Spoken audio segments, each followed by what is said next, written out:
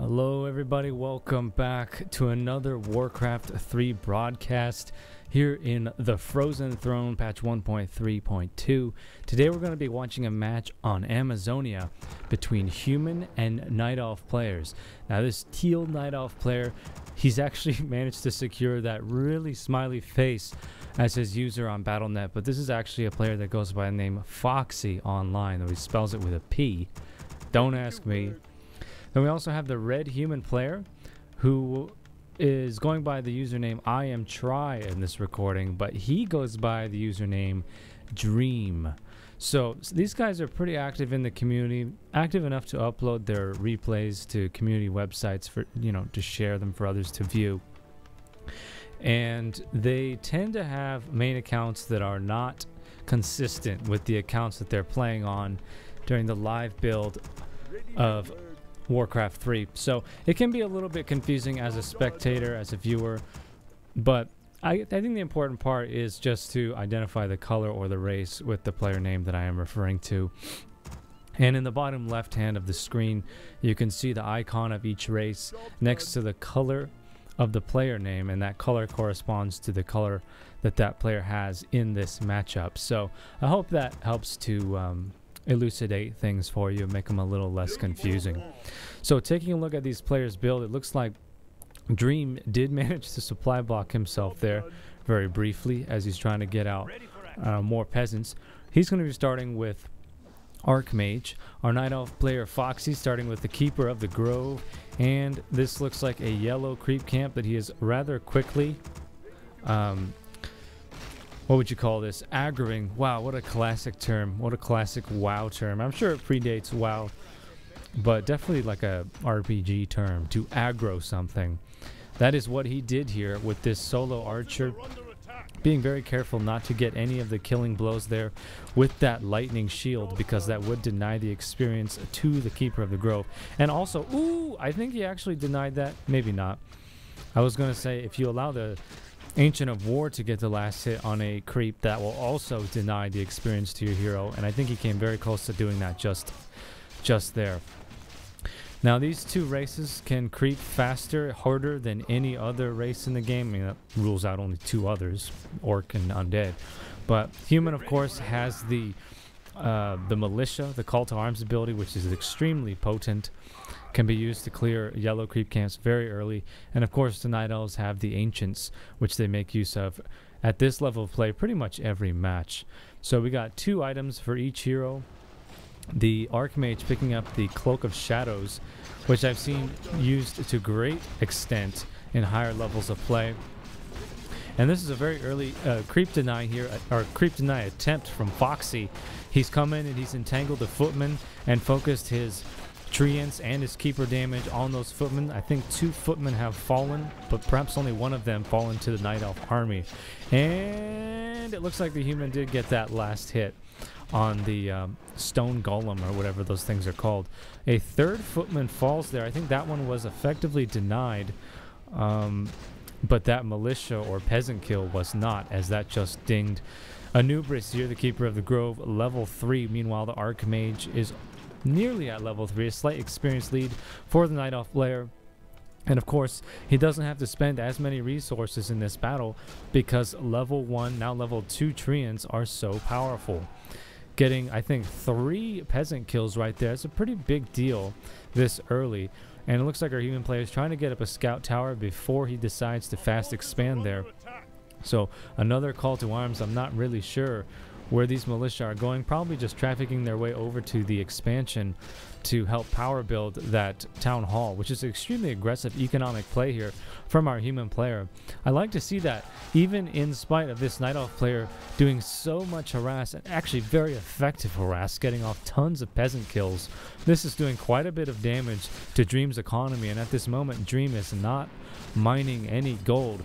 He did, on the bright side, force that Scroll of Town portal on the Keeper of the Grove, which is a 250 gold value, cancels that scout tower. And back, FpXy will go to his base, drink from his Moonwells, probably exacerbate all of the Moonwell juice there, and not even succeeding in fulfilling or refilling all of his Keeper of the Grove's mana, because he has such a big mana pool. And mana costs more moon juice than HP points do. Kind of redundant to say HP points. The moon juice rejuvenates more hit points than it does mana points. How about that? English. Alright, here we go. We got the second hero from our Night Elf player. It's going to be the Alchemist. So this is a pretty textbook opener from the Night Elf. Entangle plus acid armor and focus fire on a single target is extraordinary damage over time.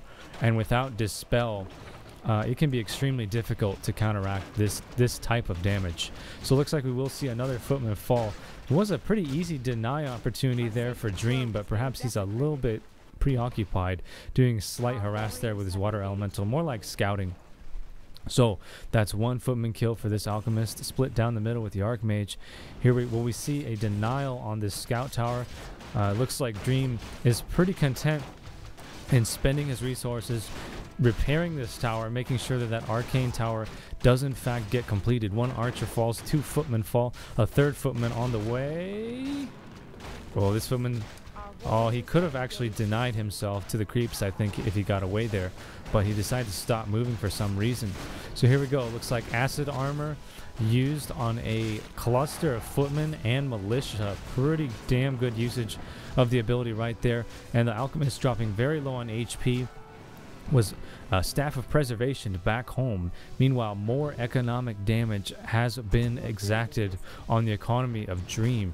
I would say that FpXy is doing an excellent job of making sure that fast expansion for our human player does not pay its dividends anytime soon, and he's getting a lot of experience out of all these peasant kills.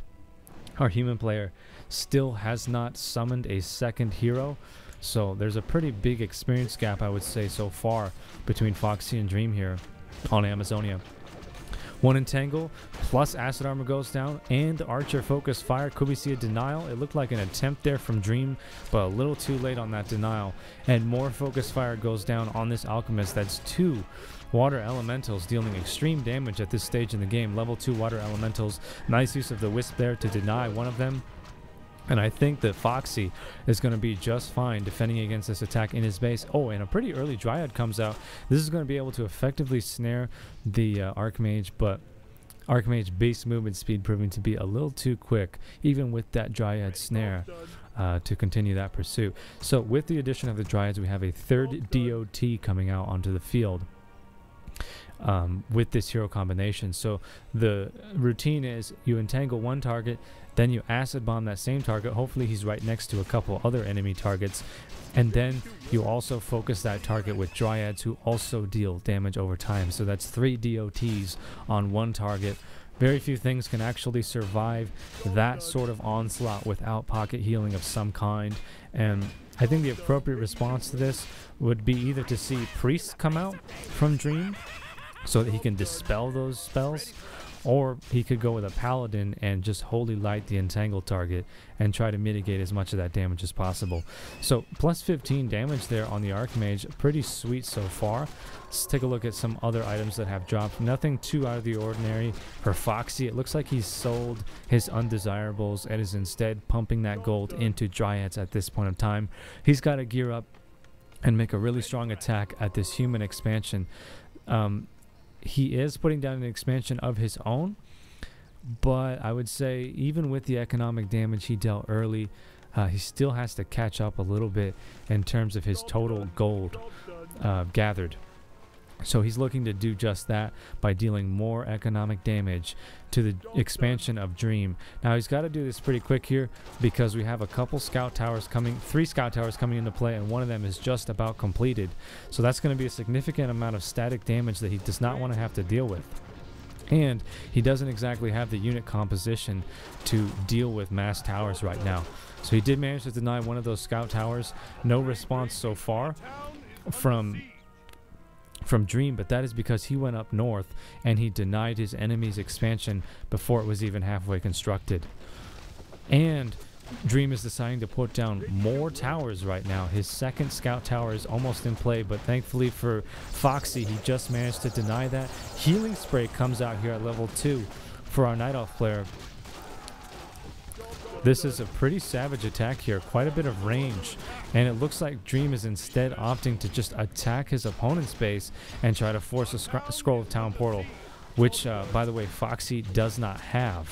So he's fully committed to this, now using a Scroll of the Beast to try to shut down this expansion. But what will it cost him? Now level 4 Archmage and his units are dealing considerable base damage, only managed to take out one Moonwell. So DreAm is deciding, you know what, I'm not going to give up this expansion. I'm instead going to teleport back, and he lands a very nice teleport, nearly surrounding that Alchemist. I think he actually had that surrounding, he accidentally goofed it up.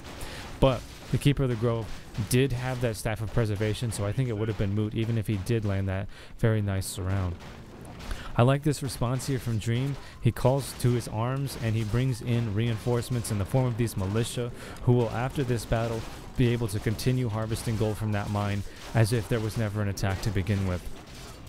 So a lot of piercing damage here from the Night Elf army. Defend is a very nice response to this type of damage. And there we see it, the Entangle plus the Acid. Actually, Acid Armor was not in play there because the Alchemist was forced out. But we saw a nice Entangle there and a good response from DreAm by getting that Zeppelin in here and evacing his Archmage to safety. So these footmen are actually able to tank an extraordinary amount of damage in this situation because they have Defend. And all the damage outside of the heroes from FpXy is piercing. So Defend is going to reduce a lot of that incoming damage. So much so the footmen almost seem like they're tier 2 units. So how will DreAm respond to this ranged piercing damage going forward? It looks like that FpXy is just fully committed to building Dryads right now. We don't see any indicators that he's going to deviate from the strategy so far. And yet he has not researched any upgrades, so he still remains pretty flexible in his strategy going forward. But look at that, level 5 Keeper of the Grove already with 2 heroes. That is a strong indication of how many unit kills FpXy has racked up in this battle so far. And he managed to deny every single one of those towers in his last attack, which really, it's still the same attack going on here. These water elementals are really not making any headway at all because the Night Elf has so many Dryads which are so easily able to dispel any summoned units that come into play. Meanwhile, the human player DreAm has no response to these treants. All he's really doing is relying on towers here for this defense. And I think he's just building more footmen, which is actually not a bad strategy considering the amount of yield he's getting out of these footmen. The problem is that they're pretty easy to kill with spells, and that is slowly but surely feeding tons of experience to the Night Elf player. And we're going to see tranquility in this game from the looks of things, no doubt. So I do like DreAm's second hero selection. He chose to go with that Paladin. Can very easily negate that focus fire damage from Entangle. Probably the best hero choice he could have made right there. Another good option for him would be to get out some priests right now, just to help with his sustain and help to dispel these treants, plus dispel those entangles that are inevitably going to come out. Forcing the Alchemist back there, pretty nice focus fire with what little damage DreAm has. And he's still committing to this tower strategy. Scout towers only have 330 HP. It's super easy to deny these scout towers with the amount of ranged units we see in the Night Elf base. And this is looking, or excuse me, in the Night Elf army. This is looking pretty grim for our human player DreAm. But he is managing to hang on in this battle. And he also is continuing to mine, so he actually isn't losing very much income in these exchanges. He is feeding a lot of experience, but he's also getting a lot of kills. Not quite as many as FpXy, but he's getting enough kills to stay in this battle. And now he's just dinging level 5 on his Archmage, who's dealing tons of hero damage, by the way. This priest, very nice to see priests on the field, but he's got to do a little bit better job of microing those priests and make sure that they stay alive as long as possible. They are quite an investment. And with the addition of rifles, our human player just sticking to tier 1. Rifles and footmen are actually a very appropriate strategy to deal with this mass dryad aggression, because the rifles deal a lot of DPS, and if they're behind the footmen with long rifles, that research you get at tier 1, then they can actually outrange dryads, while the footmen frontline for them with defend and take very little piercing damage. So I really like this strategy from DreAm. Nice use of dispel there, dispelling a very destructive lightning shield. And unfortunately, FpXy anticipated this creep attempt here, but he responds by very aggressively surrounding the Keeper of the Grove with his footman, and there's no teleport, no potion of vulnerability to deal with that. And he's even going to surround the Alchemist from the looks of things here. Oh, he almost got off 2 surrounds. I think if he got his footman out of defend there and increased their movement speed just a little bit, he could have got 2 surrounds. Oh, FpXy's blaming that loss on his Keeper of the Grove on his mouse. There's an old saying in the Smash community, no chans, which is another way of saying no excuses. You gotta take accountability for every little mistake you make. In super competitive 1v1 balanced games like this, there are no excuses. That just makes you a weaker player. But I'm not gonna criticize FpXy too much here because I think he's a great player as it is. Forced to use his gold to instant res his Keeper of the Grove, and that was a very pivotal moment in this match, I think, because it pretty much means that DreAm forces back the Night Elf player with his massive tier 1 army and basically says, hey, this is my territory, get back to yours, and come back when you have a better answer to my tier 1 units right now. Freaking level 2 Devotion Aura on Footman with Defend are an excellent counter to those Dryads. And Footmen are underrated because they're one of the best surround units in the game. They have a bigger hitbox than Militia. They're not quite as good as Ghouls, but they also survive longer than Ghouls when it comes to surrounding. So if you get surrounded by Footmen, it's harder to break your way out of it than it is with Ghouls, who can easily be nuked down with spells. So very nice play here from our human, and he's just been totally casual about taking this massive aggression from the Night Elf player, and now that he's asserted his dominance and reclaimed his territory, he's just going to continue his creep path. I don't think he has the Scroll of Town Portal. Actually, he does have a scroll. Will he use it here after clearing out this creep camp to mitigate the amount of damage he's going to have come down on his base right here? He does have 2 scout towers, so perhaps DreAm is going to take this moment to just suffer the losses he's going to take from this attack and go and deny the expansion of his opponent, or at least force a teleport. FpXy does not have any teleport on his body. He's attacking the base with level 3 treants, and I think he's going to run his way back to his expansion. And I would be surprised if he got there in time to save this tree. He's got to put all these wisps on repair right now, and that may not even be enough. I just heard some mortar teams come into play here for our human, and the tree does go down, and DreAm is just going to teleport right out of there. Wow, that is the second time I have seen our Night Elf player make the mistake of not having any Scroll of Town Portal on his body. You don't always have to have it, but if you're relying heavily on an expansion of yours to stay relevant in terms of your income, then you have to be able to defend it if you're going to be playing as aggressively as FpXy has been. So that was a big win for DreAm. He kept his expansion alive, hardly lost anything, just an arcane vault, I think, and maybe a farm. And he managed to deny his opponent's expansion. And wow, he is at 70 supply right now. Most of that army is tier 1, but he does have some mortar teams in the mix and some priests. I mean, he doesn't need much more than this. Now he's going to have a lot of trouble dealing with these mountain giants from FpXy, but I still don't think the Dryads are going to be that effective. As you can see, FpXy is doing his best to use his spell combination on the most valuable units. Does manage to take down 1 mortar team, but he's not able to focus down the priests or the riflemen in the back line. He's trying to force his way in there with the mountain giants, but the mountain giants are not his primary source of damage. The Dryads are, and you can see that DreAm is doing the wise thing and largely just ignoring those mountain giants and proceeding instead to focus down his enemy's Dryads, which are fairly easy kills with his current unit composition. So I don't think he's lost a single priest. I think maybe 1 priest, 2 mortar teams, but he did manage to eradicate the majority of the Night Elf army. Now as it stands, the supply is mostly represented by these 2 mountain giants. I believe that's 14 supply in the form of MGs right here, and these are going to be very difficult for him to deal with, but with the number of footies he has, he can pretty effectively get off surrounds on these MGs. But with FpXy's Staff of Preservation play, but he only has one staff, but that's all he really needs. He can easily teleport those mountain giants back home if they should happen to get surrounded.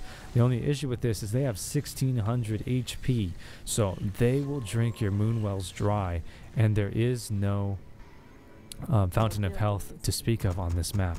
He does, however, have tranquility, which he just dinged, I think, by getting that last rifle kill. And this is what he needs right here. This is a big deal for Foxy, because you get so much yield for tranquility on your mountain giants, because it is, I believe it's percentage based healing, and if it's not, anytime you have such a tanky unit with this much armor, look at that, only 1 armor upgrade, he's at 6 heavy armor, or excuse me, that armor is medium. And I can't actually tell if these MGs are upgraded yet, but you can research upgrades so that they take reduced physical damage and reduced spell damage, both. So MGs are effectively the tankiest unit in the game, even tankier than virtually every hero, I would say. I'm trying to think of a hero that might be tankier. Maybe a Pit Lord, maybe a Crypt Lord. I don't know. Maybe you guys in the comments know. Crypt Lord might just be the tankiest hero in the game. He has that passive that gives him a bonus armor.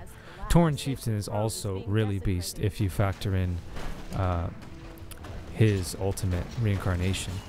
Alright, so here we go. 1 rifle getting caught out of position. It looks like Foxy's going to stick with 3 MGs here, which I like that. You don't want to invest too much into MGs because they can end up blocking the pathing of your own army. And we're seeing some pretty big mistakes here from DreAm. He is routing his reinforcements directly into his opponent's army and not realizing that because he's so focused on denying his enemy's expansion one more time. And that is costing him both the resources and the experience that he's giving to his opponent, which he really doesn't want to do right now, especially because this alchemist is near level 5, which means level 3 acid armor on all these really concentrated units, footmen, priests. Ooh, wow, I don't like DreAm's positioning here. He's definitely not as organized in this battle as he was in his last one. And there goes the tranquility. With that potion of invulnerability is going to deny any sort of interrupts on the keeper for the duration of that tranquility, although I don't think there are any interrupts he has to be concerned about from the human army right now. It does at least protect him from focused fire. Not entirely necessary, that is, the potion of vulnerability usage right there, but preemptive, better safe than sorry. And this is quite a lot of healing here from a Night Elf player. He's got healing spray, and he's got the tranquility, and he's got 3 mountain giants, so he's able to play the long game here and really heal through any sort of just sustained damage from the human. The human does, however, have inner fire and a lot of armor on his units. Look at this, plus 8.5 armor on a rifleman. In fact, plus 8.5 armor on everything with inner fire and that level 2 devotion aura. Really strong strategy. And you know what? Foxy is not dispelling this inner fire with his dryads, which I think is a big mistake. Perhaps he doesn't even have the dispel, the mana to do those dispels. So the human player with his tier 3 casters is really displaying his dominance right here. He's just totally ignoring these mountain giants and sustaining all throughout that damage, which is quite negligible, I might add. Perhaps the highest DPS unit in the Night Elf army right now could be that Goblin Shredder because the dryads just don't deal that much damage, and neither do the mountain giants. We really need to see some harder hitting units here from Foxy if he intends to break through this massive armor that he's combining with his spells and his hero's passive. A lot of armor in the human army. I really like to see that because armor is such an underrated stat in a lot of ways. A lot of the pros have just assessed the game as, you know, armor upgrades are hardly worth the resources these days. Attack upgrades are much better resources spent. It kind of contributes to this whole glass cannon type of meta in the game. And although that might be true in a lot of cases, it certainly isn't true in every case. Perhaps they're not factoring in the benefit you get from Devotion Aura on this Paladin. And Devotion Aura might have even been buffed recently. I have to check the patch notes. There have been so many balance changes. Look at this super low cooldown right now on the Keeper of the Grove. Just able to spam that Tranquility and Healing Spray to keep his units topped off. This is going to be a really slow moving battle here as units are hardly falling due to all this all this healing. Oh, we might see a nice Shredder kill here. It looks like DreAm took the advantage there of the Shredder being out of position and focused it down with his rifles. But I think that DreAm is not able to contend at this point with the sustain of the Night Elf army. This is quite possibly because his priests are running low on mana. Just as I say that, he refreshes Inner Fire on all of his friendly units. Even the goblin, or the Clockwork Goblins are getting the Inner Fire right there, which is kind of a waste of mana. But even still, they're able to get these kills. Level 1 Tinker now almost level 2. Human player just dinged level 5 on his Paladin. Is he going to spec into level 3? He did spec level 3. Devotion Aura. My goodness, plus 10 armor on all of his units that have Inner Fire. That is so tanky. And still, he's relying on tier 1 units. Amazing. Look at this Tinker. 13 hero armor right there. I think he was at 50. I think it was at 54% damage reduction right there with 13 hero armor. Staff of Preservation forced on that Alchemist.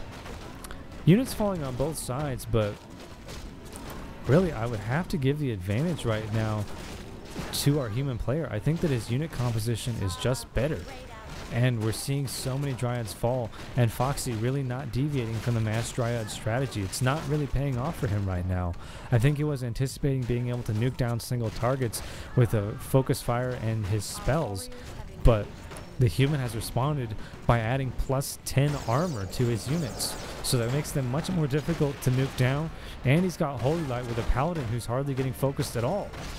So the focus fire from FpXy really has not been effective because DreAm has responded so intelligently to that strategy.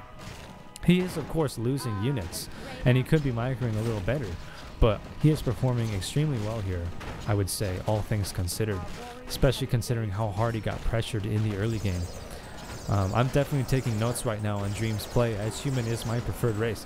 Okay, I was wondering what's going on there with the Tranquility. Why is the Keeper of the Grove getting a short spurt of invulnerability every time he casts Tranquility? That must have been a recent change to the game. It's a very short invulnerability, and he's not using any potions. So, yeah, there's been a lot of changes to Warcraft 3, like I've been telling you. A lot of balance changes. The team is preparing for Warcraft 3 Reforged to come out, and it looks like they're gearing this game up to be even more competitive than it already is by focusing on balance as much as possible, just tweaking things here and there, and it's difficult to keep up with, so bear with me, guys. Look at this. The Keeper of the Grove now has his Envenom Orb, or Venom Orb. I think he's had that for quite some time. Very nice micro there from FpXy, hiring that Goblin Zeppelin just in time to get his Keeper of the Grove out of danger, as he was just about slain right there. Quite a few low health units on both sides, but these priests are just the all-stars of this match right now. The priests and the paladin have healed the human army so effectively. It looks like DreAm is trying to chase down this one of these mountain giants that is sitting at 115 HP. And I think he just BM'd his opponent right there by selling one of his items at the friendly shop. Something weird happened there. Oh, that was transmute. Of course something happened. Wow, Alchemist unlocked transmute just there, and I think that he dissolved. Perhaps it was a priest or a rifleman. I did not see which unit he targeted with that transmute. I just saw some gold pop up, and I was like, oh, somebody must have sold an item. But it's hard to keep tabs on all these heroes right now. There are currently 5 heroes on the field, which is a little bit more than I'm used to, because you don't usually see games going to this late. And wow, the Tree of Eternity is now walking around, uprooted from the main base, and I think he's using the tree as a combatant. Perhaps that wasn't his original intention, but the tree is definitely going to get nuked down here, which is going to set back FpXy in terms of his tech quite a ways. If he manages to kill it, he does manage to kill the Tree of Life, loses a priest and a rifle in exchange. Look at that nice dispel on level 3 treants. That's quite a bit of experience that FpXy does not want to be feeding right now. Level 3 Tinker. Dryads are gradually falling. This is level 2 Pocket Factory, going to be slowly dealing siege damage to this base. That expansion will slowly fall just to the Pocket Factory. All it costs him is the mana on his Tinker. And these mountain giants have been quite effective at spamming taunt and, you know, distracting the human army, but they haven't been very effective in getting kills. Just as I say that, it looks like they will get a priest kill. Holy Light was on cooldown right there. Another Tranquility comes out. Just looks like to top himself off, the Keeper of the Grove that is, and heal up his mountain giants. Very nice response there from Tinker. I didn't even think that DreAm summoned that Tinker specifically to interrupt the Tranquility, which is what he just did there with his rockets. And that is what led to the kill on the Foxy's Keeper of the Grove. This match has been very close all game long, but 30 minutes in, I think that DreAm is on course to win this game as long as he doesn't make any big mistakes. I wouldn't even say that his micro or his macro is better than his opponent. It really just comes down to his unit composition and the way that he has been utilizing spells. By spells, I mean Inner Fire and Devotion, Aura, and Holy Light. I mean, I've never seen this kind of sustain from human player, I don't think. And he's done it with only like 3 or 4 priests on the field at any one time. Wow, look at all that detonate. Just ruined the mana pool of the Paladin and the Tinker. Using mass teleport there on the Archmage to go back to base, recollect himself, and make one more final push. He has been mining from 2 gold mines most of the match. Now exhausted his main gold mine. Probably will not expand on his opponent's base and is instead just gearing up to go up there and finish the job. It looks like Foxy does not... Oh, he does have the gold to expand once more, but deciding not to. I think I have a bug here on the mini-map, but it shows that there's a structure right here, but it's not actually there, unless it's invisible to the spectator. Not likely.